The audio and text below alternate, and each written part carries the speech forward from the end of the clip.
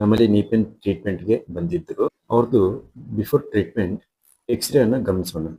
ನೀ joint space ಅನ್ನೋದು ಕಡಿಮೆ ಆಗಿತ್ತು, ಕಟ್ಲೇಜ್ ಅನ್ನೋದು ಕರಿಗೋಗಿರುತ್ತೆ. ಇದರಿಂದ ನಿಮಗೆ ನೀ ಪೇನ್ ಜಾಸ್ತಿ ಇತ್ತು. ಈಗ ಅವ್ರದ್ದು ಟ್ರೀಟ್ಮೆಂಟ್ ಎಲ್ಲ ಮುಗಿದ್ಮೇಲೆ ಆಫ್ಟರ್ ಟ್ರೀಟ್ಮೆಂಟ್ ಎಕ್ಸ್ರೇ ಅದನ್ನು ಗಮನಿಸಿದಾಗ ಅವ್ರದ್ದು ನೀ ಜಾಯಿಂಟ್ ಸ್ಪೇಸ್ ಅನ್ನೋದು ಇಂಪ್ರೂವ್ ಆಯ್ತು, ಮಸಲ್ ಸ್ಟ್ರೆಂತ್ ಇಂಪ್ರೂವ್ ಆಯ್ತು, ನೀ ಪೇನ್ ಗುಣ ಆಯ್ತು. ಬಳಗಲ್ಲ ಸರ್, ಮೊಣಕಾಲ ಹತ್ರ ಹೇಳಿದ್ರು ಸರ್. ಅದ್ರಲ್ಲಿಂದ ಬ್ಯಾನೆ ಬರಕತ್ತಿತ್ತು ಸರ್. ಬ್ಯಾನೆ ಬರೋ ಸಲಗ ಚೀಲ ಬರ್ತಾವಲ್ಲ ಸರ್, ಅವನ್ ಹಾಕ್ಯಂತಿದ್ವಿ ಸರ್. ಅವನ್ ಹಾಕ್ಯಂಡು ಕೆಲಸ ಮಾಡಕತ್ತಿದ್ವಿ ಸರ್ ನಾನ್ ಮನ್ಯಾಗ. ಇನ್ನೊಂದ್ ವಾರ ಆದ್ರೆ ತಿಂಗಳ ಆಗ್ತಿತ್ತು ಸರ್. ಅಷ್ಟೊಳಗ ನಮ್ ಕಟ್ಟಿ ಫೋನ್ ಹಚ್ಚಿದ್ಲ, ಇಲ್ಲಿಗೆ ಬಂದಿವಿ ಸರ್ ನಾವು. ಇಲ್ಲಿ ಬಂದಲ್ಲಿದ್ದ ನಕ್ಕ್ಯದಲ್ಲ ಸರ್, ಚೀಲ ನಕ್ಕ್ಯನಂಗಲ್ಲ ಈಗ. ಇವಾಗ ಇಲ್ಲಿಗೆ ಬಂದು ನಿಮ್ದು 14-13 ದಿನ ಆಯ್ತು. ಹ್ಞೂ ಸರ್. ಏನ್ ಅನಿಸ್ತಿದೆ ಇವಾಗ? ಪರವಾಗಿಲ್ಲ ಸರ್, ಒಟ್ಟು ಪುನಃ ಅನ್ಸಕತ್ತೆ ಸರ್, ಆರಾಮಾಗಿನಿ ಸರ್. ಇವಾಗ ಏನ್ ಮಾಡ್ಲಿಕ್ಕೆ ಆಗ್ತಿದೆ ನಿಮ್ಗೆ?